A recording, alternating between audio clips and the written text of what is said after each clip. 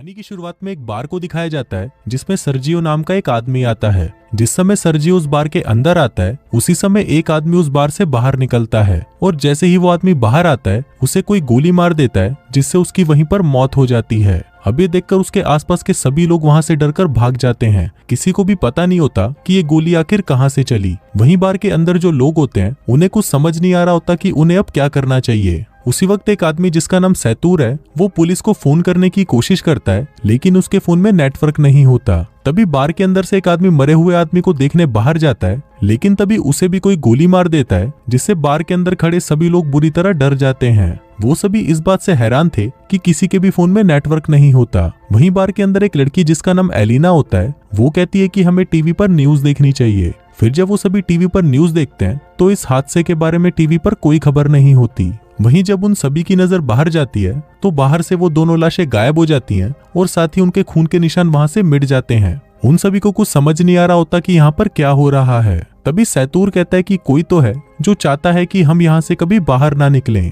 तभी सर्जियो कहता है कि हो सकता है कि हम में से कोई एक किलर हो या ये भी हो सकता है कि हम में से कोई एक आतंकवादी हो जिसके पास कोई बॉम्ब हो और पुलिस उसे मारना चाहती हो। अब उसकी ये बात सुनकर एक आदमी जिसका नाम नाचो है वो पैर से अपने बैग को छुपा देता है लेकिन सर्जियो उसे ऐसा करते हुए देख लेता है और सभी को बता देता है। तभी नाचो के बैग को ले लिया जाता है और जब उसके बैग को खोला जाता है तो उसमें कुछ कपड़े और एक हार्ड डिस्क मिलती है। तभी नाचो कहता है कि यहाँ पर ऐसी कोई चीज नहीं है जिससे किसी को भी नुकसान हो। वो कहता है कि मैं एक एड कंपनी में काम करता हूँ और इस हार्ड डिस्क में मेरे काम की फाइल्स हैं। तभी एलिना उसकी हार्ड डिस्क को तोड़ देती है लेकिन उसके अंदर कुछ नहीं होता। अब नाचो को इससे बहुत दुख होता है लेकिन तभी वो देखता है कि सामने काउंटर पर एक ब्रीफ केस रखा होता है। वो सबसे पूछता है कि ये ब्रीफ केस किसका है। तभी सर्जियो कहता है कि ये ब्रीफ केस मेरा है और इससे पहले कि वो उस ब्रीफ केस को उठाता उस बार की ओनर एम्पारो वो ब्रीफ केस उठा लेती है। सर्जियो एम्पारो को ब्रीफ केस खोलने से मना करता है लेकिन तभी एक आदमी जिसका नाम इजराइल होता है वो उस ब्रीफ केस को खोल देता है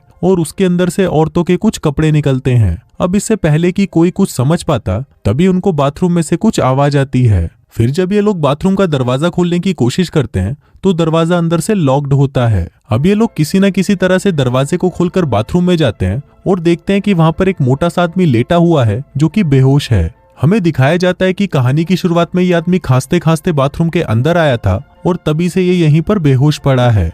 इस आदमी के पास एक इंजेक्शन भी पड़ा होता है और एलिना उस इंजेक्शन को उठा लेती है।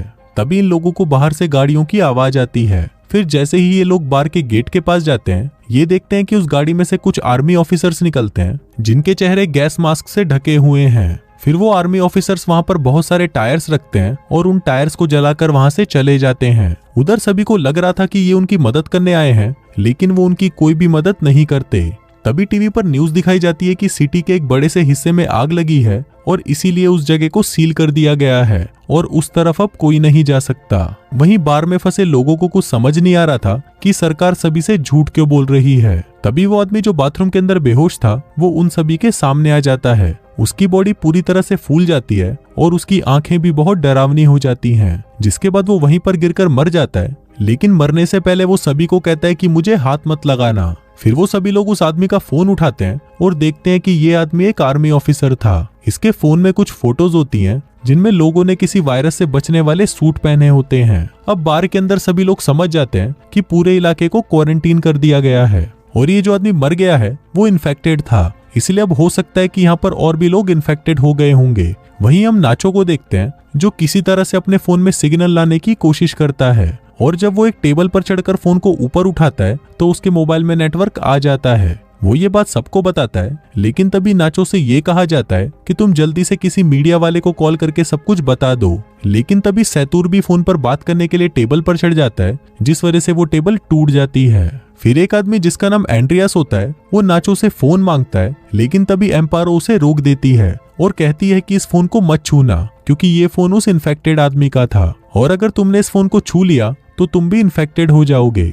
अब सर्जियो और एंड्रियास उसकी इस बात से सहमत हो जाते हैं, जिसका मतलब अब वहां जिसने भी उस आदमी या उसके फोन को छू लिया है वो सब इन्फेक्टेड हैं और ऐसा करने वाले ये 5 लोग हैं। तभी एंड्रियास उन्हें अपनी बंदूक से धमकाता है और उन्हें कहा जाता है कि इस आदमी की डेड बॉडी को नीचे तहखाने में बने स्टोर रूम में लेकर जाओ। अब इन सभी को मजबूरन उनकी बात माननी पड़ती है, जिसके बाद वो 5 डेड बॉडी को लेकर नीचे तहखाने में चले जाते हैं, जिसके बाद अब ऊपर सिर्फ 3 ही लोग बचे थे। थोड़ी देर बाद एक ट्रेनी नाम की औरत को वहां पर सफोकेशन होना शुरू हो जाता है। ट्रेनी सबको तहखाने का दरवाजा खोलने को कहती है, लेकिन कोई भी उसकी बात नहीं सुनता। फिर जैसे ही ट्रेनी दरवाजा खोलने जाती है, तभी वहां पर रखी हुई बोतल्स नीचे गिर जाती हैं, जिसके बाद उनका लिक्विड एक साइड में बहने लग जाता है। तभी इनकी नजर वहां पर बनी एक नाली पर पड़ती है, जिसका मतलब था कि वो लोग वहां से पानी के रास्ते से होते हुए बाहर निकल सकते थे। फिर इजराइल उस ढक्कन को खोल देता है, जिसके बाद वो उस नाली के रास्ते से बाहर निकलने का फैसला करता है। इसके लिए वो अपने पूरे शरीर पर तेल लगाता है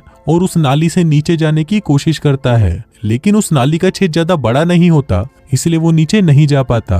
और तभी अचानक इन सभी को गोलियां चलने की आवाज सुनाई देती है, जिसको सुनकर ये सभी लोग घबरा जाते हैं। तभी इनको ऊपर बार में धुआं दिखाई देता है, जिसको देखकर ये लोग समझ जाते हैं कि ऊपर जो 3 लोग थे उन्हें किसी ने मारकर पूरे बार में आग लगा दी है। वहीं दूसरी तरफ इजराइल बुरी तरह से उस नाली में फंसा हुआ है, जिसके बाद वो लोग सबसे पहले इजराइल को वहां से बाहर निकालते हैं। कुछ घंटों बाद आग पूरी तरह बुझ जाती है और वो लोग ऊपर आने का फैसला करते हैं। फिर ऊपर बार में आने के बाद वो देखते हैं कि अब वो जगह पूरी तरह जलकर राख हो चुकी है। नाचो को वहां पर एक गन मिल जाती है, जिसको वो चुपचाप उठा लेता है। तभी ये लोग देखते हैं कि बाहर कुछ लोग इस जगह को पूरी तरह से सील कर रहे होते हैं। अब ये चुपचाप उन लोगों को देखते रहते हैं, क्योंकि अगर उनको पता चला कि ये पांचों जिंदा है तो उन्हें भी मार दिया जाएगा। लेकिन तभी वहां पर मोबाइल बजना शुरू हो जाता है, और ये मोबाइल उसी मोटे आदमी का होता है जिसकी कुछ देर पहले मौत हो गई थी। तभी एलिना उसका फोन उठा लेती है और उसकी व्हाट्सएप चैट पढ़ना शुरू कर देती है, जिसमें एक आदमी उस मोटे आदमी से पूछता है कि अब वैक्सीन लगाने के बाद तुम्हारी तबीयत में सुधार है।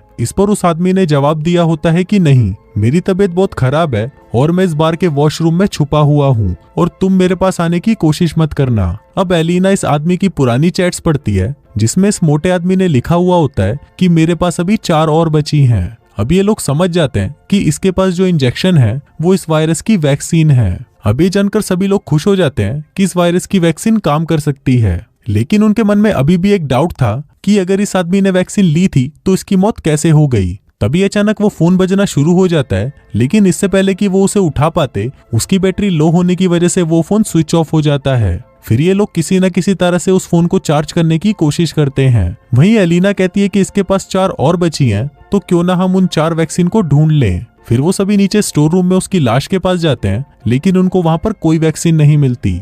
इसके बाद फिर ये वॉशरूम में जाते हैं, जहां पर पहले से ही इजराइल वैक्सीन के साथ बैठा हुआ होता है। फिर इजराइल किसी एक से अपना बलिदान मांगता है, क्योंकि वो लोग 5 थे लेकिन वैक्सीन सिर्फ 4 थी। इसलिए सबसे पहले इजराइल एक वैक्सीन निकालकर उसे अपने आप को इंजेक्ट कर लेता है, लेकिन तभी नाचो उस पर बंदूक तान देता है, लेकिन इजराइल फिर भी वैक्सीन अपने शरीर में लगा लेता है। जिसके बाद नाचो और इजराइल की आपस में हाथापाई शुरू हो जाती है। इजराइल नाचो पर हावी हो जाता है और उसकी गन को छीन लेता है। तभी हाथापाई के दौरान नाचो के हाथ से वो वैक्सीन छूटकर नीचे स्टोर में गिर जाती है। फिर ट्रेनी जल्दी उस वैक्सीन को उठा लेती है, लेकिन तभी वो वैक्सीन उसके हाथ से भी छूट जाती है और नीचे नाले में गिर जाती है। अब ये सभी सोच रहे होते हैं कि वैक्सीन को नाले से कैसे निकाला जाए। इन सभी में से एलिना सबसे पतली होती है, इसलिए ये लोग उससे पूछते हैं कि क्या तुम नाली के अंदर जाकर उस वैक्सीन को ला सकती हो। अब पहले तो एलिना मना कर देती है, लेकिन बाद में वो मान जाती है।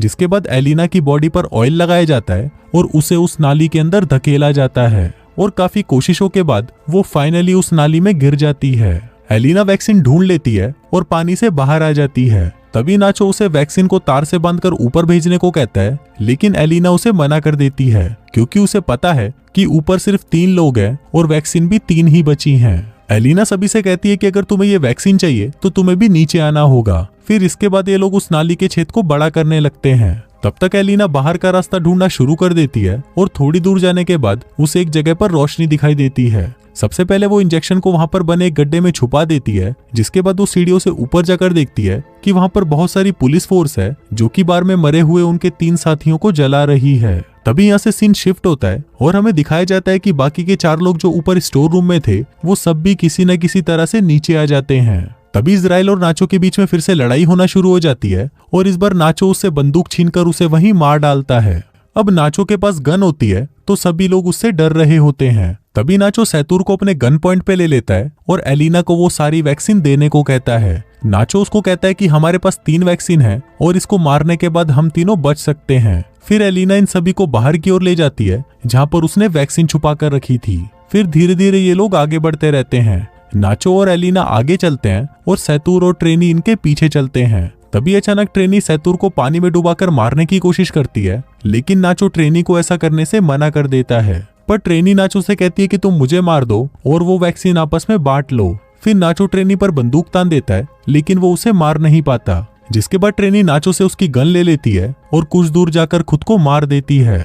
अब सिर्फ 3 लोग बचे थे और इंजेक्शन भी इनके पास 3 ही थे, इसलिए वो सभी एक एक इंजेक्शन ले लेते हैं। लेकिन इससे पहले कि ये लोग उस इंजेक्शन को लगा पाते, तभी वहां पर इजराइल आ जाता है, जो अभी भी जिंदा था।